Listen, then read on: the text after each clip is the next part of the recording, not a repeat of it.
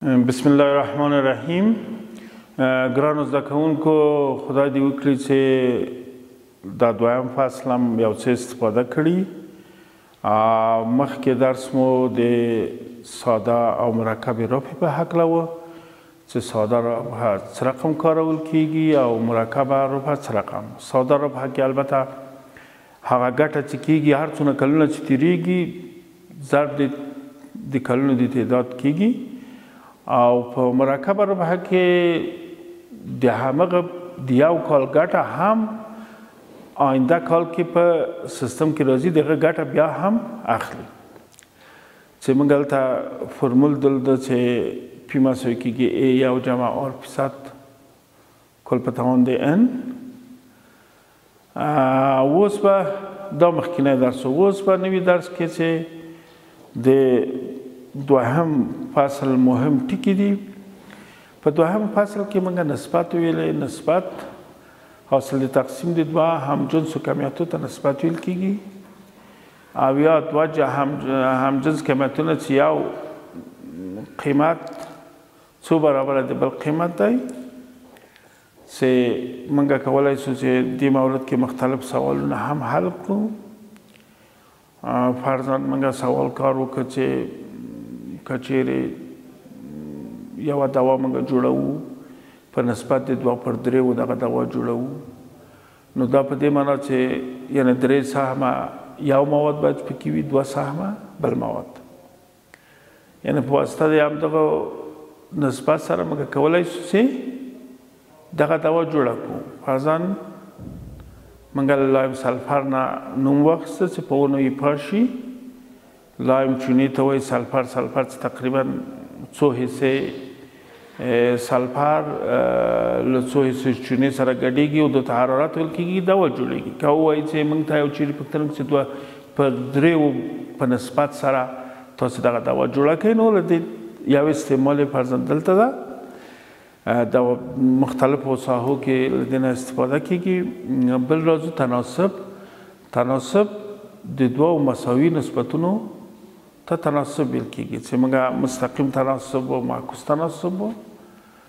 چې مستقیم تناسب کې که اول کمیت زیاد شي دویم کمیت هم زیاد شي، اول کمیت زیاد شي دویم کمیت هم کم شي، دویم کمیت هم کم شي، دې ته مستقیم تناسب وایي.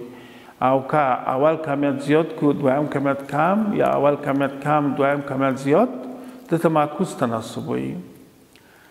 البته یا موږ نوشته کولی شو چې په یو مستقیم تناسب کې بعضې مواد دي چې په رابطه د مستقیم لري له بل. فرضاً حجم حرارت سره مستقیما رابطه لري، ځکه که څونه چې یو چي ته حرارت ورکوي حجم زیاتېږي. زیات حرارت حجم زیات، کم حرارت حجم کم. فرضاً فشار به معکوس رابطه لري له حجم سره، څونه په یو چی فشار ورسي حجم کمیږي، او که څومره فشار زیاتېږي حجم کمیږي، که فشار کمیږي حجم زیاتېږي. ښه، همدغسې موږ خاصیتونه د تناسب ولوستل چې 5 خاصیت لري، چې موږ کولی شو اصل ضرب طرفین مساوي اصل ضرب وسطین سره کو. که چیرې ولرو دوه مساوي نسبتونه کولی شو معکوس یې کو، کولی شو عوض د جایونه د طرفین یو بل سره عوض کو، وسطین یو بل سره عوض کو. کولی شو مخرج باندې مخرج سره دواړه طرفه جمع کو، په مسابقه مخرج تفریق کو. کولی شو ټول صورتونه سره جمع کو، مخرجونه سره جمع کو. دا منحیث د یو نسبت ونیسو، بیا مساوي له هر نسبت سره یې ونیسو چې په ده موږ کار وکړو. په همدغه شکل موږ په مرکب تناسب نه مخکې واخیستو. په مرکب تناسب موږ پې کار وکړو، او احدیت باندې هم کار وکړو، تخفیف باندې هم کار وکړو، ربح باندې هم موږ کار وکړو. فرضاً فیصد باندې کار وکړو، چې فیصد کې اکثر مسائل روی د 100 حسابیږي، او مختلفو معاملو د تجارتو کې کولی شي له فیصده استفاده کوو. یعنې هدف دا چې یو عدد څنګه په فیصد نوشته کېږي، یو عدد څنګه له فیصده وځي. که چېرې موږ نوشته کړو 2%، دا په دې معنا ده چې 2/100. که دا په بېرته له 2/100 کېږي 1/500. که دا بېرته په فیصد تبدیل کړو نوشته کوو 1/500 نوشته کوو، علامه د 100 ورته ږدو، فیصد نوشته کوو و دا کېږي 2%. په دې موږ کار وکړ او په همدې شکل موږ په تخفیف باندې کار وکړ. تخفیف لکه څنګه چې له نومه پیدا ده، اکثرا دکانداران یا بعض شرکتونه یو مال چې واردوي قیمت تخفیف ورکوي، ځکه بنابر بعض ملحوظات باندې چې قیمت ځکه تغییر ورکوي چې شاید نوی ماډل راسي یا شاید چې وخت پې تیر سي خراب سي،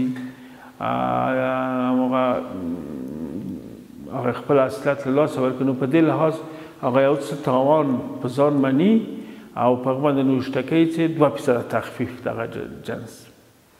چې که چېرې یو نفر یو جنس په یو قیمت واخلي په بل قیمت خرڅ کړي، اما دکاندار البته دلته وایي 2% موږ تخفیف کولی شي اصلي قیمت پیدا کړو، کولی شي وروسته له تخفیفه موږ قیمت پیدا کړو په دې شکل.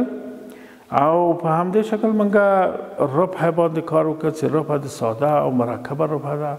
ساده ربح هغې ربح ته وایي چې ربح سود، یو مقدار پیسې یو چیرې بانک ږدي یا بانک یو چاته ورکوي، البته په دوه شکله کولی شي دته ګټه ورکړي، د دغه پیسو ګټه.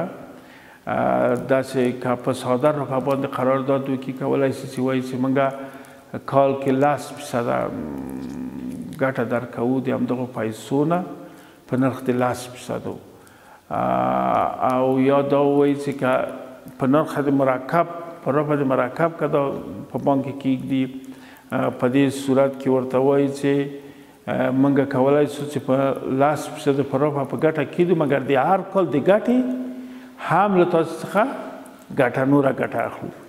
ښه، نننی درس همدلته پای ته ورسېده او ته بل درس تاسو په خدای سپارو او روغ او موفق اوسئ. نو دلته په دې موضوعات په دې فصل باندې کار وکړئ. په مخه مو ښه.